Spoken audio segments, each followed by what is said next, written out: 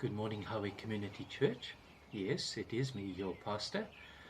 I thought there is not much for us to smile about these days, and so I thought I'd humor you with my beard. I'm a young Father Christmas. To get down to some serious matters this morning, I want to read to you just a couple of verses from Psalm 19, verses 1 through to verse 4. The psalmist says, "The heavens declare the glory of God. The skies proclaim the work of his hands. Day after day they pour forth speech. Night after night they display knowledge. There is no speech or language where their voice is not heard.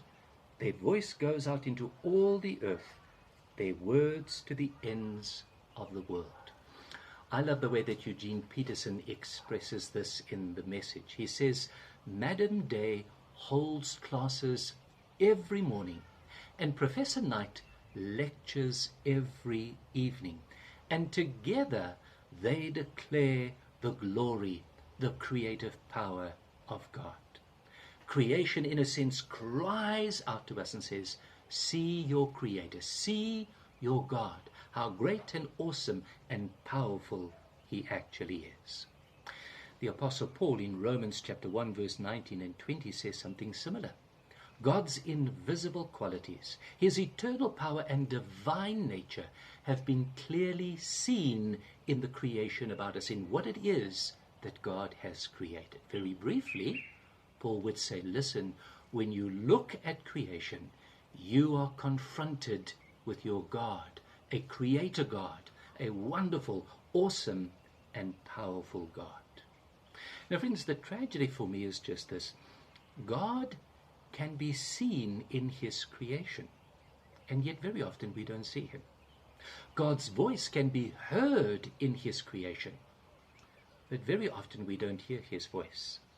His invisible qualities are open to scrutiny and to awe, but very often we don't scrutinize and we don't stand in awe of his invisible qualities, and we do so for various reasons. We do so because perhaps we are familiar with creation about us. We do so because perhaps our minds are preoccupied with other things, or we do so simply because there are too many distractions in our life and distractions in this world. Yes, it is true to say there are moments when we can see and hear, and when we are confronted with the awesome majesty of God in creation, and those moments cause us to stand back in awe and wonder and marvel of God, but those occasions are few and far between, perhaps not enough in our life. Now, this reminds me of the days in which we are living. Folk, I think it is true to say that God has got our attention. We've never experienced and we've never seen anything like this before. A global standstill, a universal marking of time. Virtually every distraction has been removed from us. We are confined to home, and God is speaking to us as a people. He's certainly saying something to us in this special time. And the question really is this: what is God saying to us? There are a host of folk who have offered suggestions as to what it is that God is saying to us at a time like this. And each one of those suggestions are worthy of consideration and attention. But the question I want to ask you is this: what is God saying to you personally and individually? Not what is God saying to you through someone else, but what is God saying to you personally and individually at this time? I guess what I'm really asking is, have we actually taken the time to hear God's voice, to listen to his voice to us? Have we actually taken the time for God to address us personally and individually in the situation? God has certainly been speaking to me during this time very clearly and very loudly. And folk, I want to share that with you this morning, not to impose my thoughts on you, but simply to share what it is that God has been saying to me, just as other folk share as to what it is that God has been saying to them.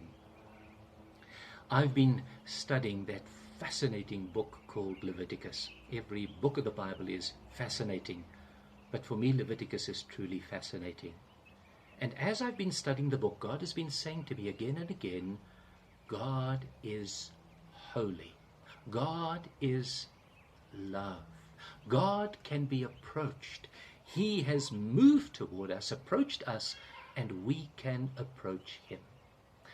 But perhaps more pertinently, God has been speaking to me about sin.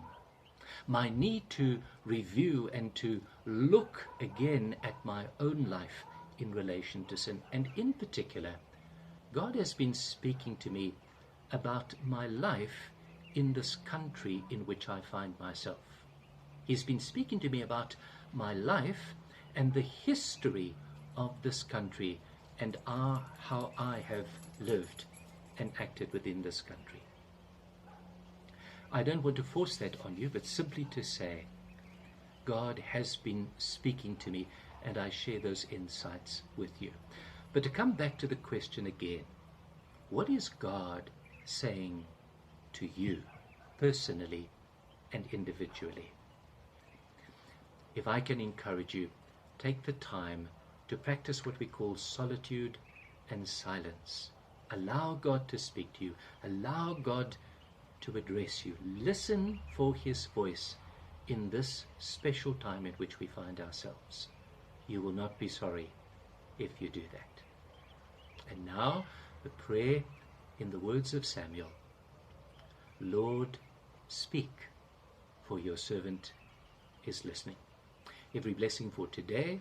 We'll see you on Sunday. God bless.